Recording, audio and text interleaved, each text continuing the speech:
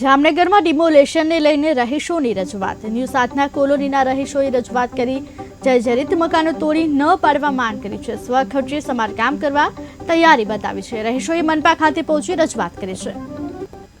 264ના તમામ ફ્લેટ ધારકો તમામ રહેવાસીઓ વતી અનિલભાઈ દવે તથા ટોટલ બ્લોકના રહેવાસીઓ ફ્લેટ ધારકો કમિશનર સાહેબ શ્રીને રજૂઆત કરવા આવેલા છે કે અમને નોટિસો આપેલી છે, બ્લોક પાડવા માટેની 7 દિવસની નોટિસો આપેલી છે, જે રોકાવા માટે અમે આવેદન પત્ર આપેલું છે અને વિનંતી કરેલી છે કે ગરીબ માણસો રહે છે જેના પાસે કોઈ આશરો નથી અને જે બ્લોકમાં અમારે નુકસાની થયેલી છે કે અમે તમામ બ્લોક વાળાઓ પોતાના સ્વખર્ચે કરવા તૈયાર છીએ।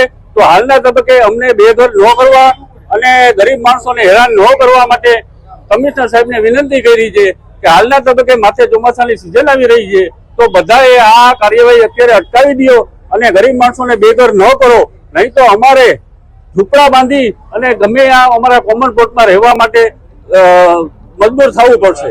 એટલા માટે અમે કમિશનર સાહેબને વિનંતી કરવા અને આવેદન પત્ર આપેલું છે। LIG 264ના તમામ ફ્લેટ ધારકો તમામ